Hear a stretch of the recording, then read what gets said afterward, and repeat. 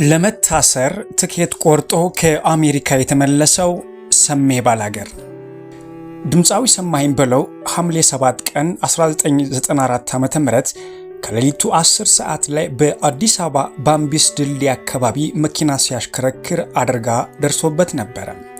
በአደጋው ወቅትም አብሮት የነበረውና የታወቀው የግጥምና ዜማ ደራሲ ግሩም ተስፋዬ ሕይወቱን አለፈ። በቸልተኝነት መኪና በማሽከርከር የሰው ነፍስ እንዲጠፋ አድርገሃል የሚል ክስም ተመሰረተበት።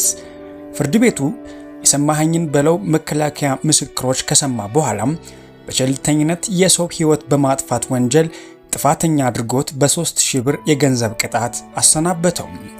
የገንዘብ ቅጣቱን እንዲከፍል ከደረገ በኋላም በነጻ ቢሰናበትም አቃቤ ሕግ ቅጣቱ እጅግ የቀለለ ነው፣ አደጋው ሆን ተብሎ የደረገ ነው በሚል የቅጣት ማሻሻያ ይግባኝ ጠየቀበት።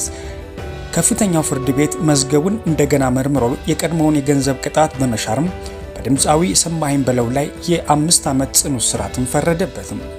የእስር ውሳኔው ከመተላለፉ አስቀድሞ ሰማኸኝ በለው ለስራና ለሙዚቃ ዝግጅት ወደ አሜሪካ ሀገር ሄዶ ነበረ። ፍርዱን የሰማውም አሜሪካ እያለ ነው።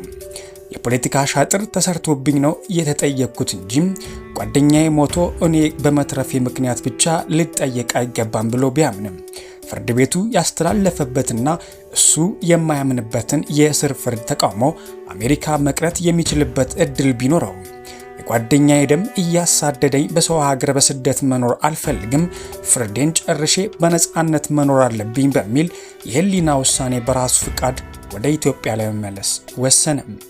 ሰሜ ሳይውል ሳያድር የአውሮፕላን ትኬቱን ቆርጦ ወደ ሀገር ቤት እንደተመለሰም በቀጥታ ወደ ተፈረደበት እስር ቤት ገባ። ይሁን እንጂ ሙሉውን 5 ዓመት አልታሰረም። በእስር ቤት ውስጥ በነበረው እጅግ መልካም ስነ ምግባር ኪነ ጥበብ ክፍል ውስጥ ለተሰጠው ከፍተኛ አገልግሎትና እስረኞችን የሙዚቃ ትምህርት ሰጥቶ በማስመረቅ ባበረከተው ቀና አስተዋጽኦም የይቅርታ ዕድል አግኝቶ ከ2 ዓመት ከ6 ወር እስራት በኋላ በነፃ ተለቀቀ።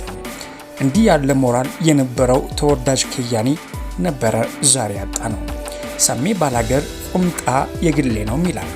የተወለደው መስከረም 17 ቀን 1958 ዓ.ም ባህር ዳር ወረዳ ሲሆን ከልጅነቱም ጀምሮ ለሙዚቃ ድራማና ዳንስ ልባን ነበረው። ህዳር 11 ቀን 1978 ግሻባይ ኪነት የውዝዋዜ ባለሙያ ለመቅጠር ማስታወቂያ ሲያወጣም ሰሜ ሄዶ ይመዘገባል። በወቅቱ ግን ሰማኸኝ ከባህር ዳር ዙሪያ ኢወማ ጽሕፈት ቤት መዝገብ ውስጥ ይሰራ ስለነበረም በ127 ብር ወራዊ ደሞዝ ግሻባይ ኪነት ውስጥ ፈተና አልፎ ሲቀጠር ግን ደሞዙ 30 ብር ነበረ። ለሙያው የከፈለው ዋጋ ነው የሚለው ሰሜም ቁምጣ አድርጎ መድረክ ላይ በመውጣት በርካታ ባህላዊ ዘፈኖችም ተጫውቷል።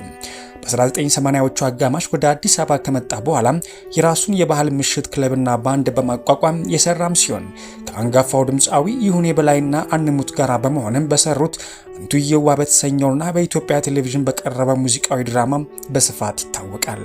በብዙዎች ዘንድ ከሚጫወትባቸው ዘፈኖች ከ50 በላይ የሚሆኑ ዘፈኖችን ዜማዎች በመስራትም የሚናገረው ሰማኸኝ በለው በግሻባይ ኪነት ውስጥ ተወዛዋዥ ከነበረችው የአሁኑ ባለቤቱ ወይዘሮ ገበያነሽ አባተ ጋራም ተጋብቶ 4 ልጆችን አፍርተዋል። ሰሜ ባላገር የሚለውን ቅጽል መጠሪያውን ማን እንዳወጣለት እንደማያስታውስ በአንድ ወቅት ለቁም ነገር መጽሔት ተናግሮ ነበር።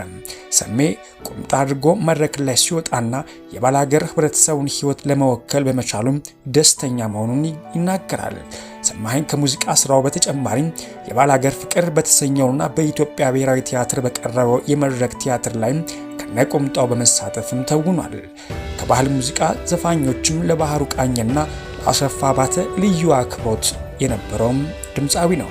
ድምፃዊ ሰማኸኝ በለው ባደረበት ህመም በሕክምና ሲረዳ ቆይቶም ዛሬ ሰኔ 8 ቀን 2018 ዓ.ም ከዚህ ዓለም በሞት ተለይቷል። እኛም ለቤተሰቦቹ ለወዳጅ ዘመዶቹና ለሙያ አጋሮቹም መጽናናትን እንመኛለን።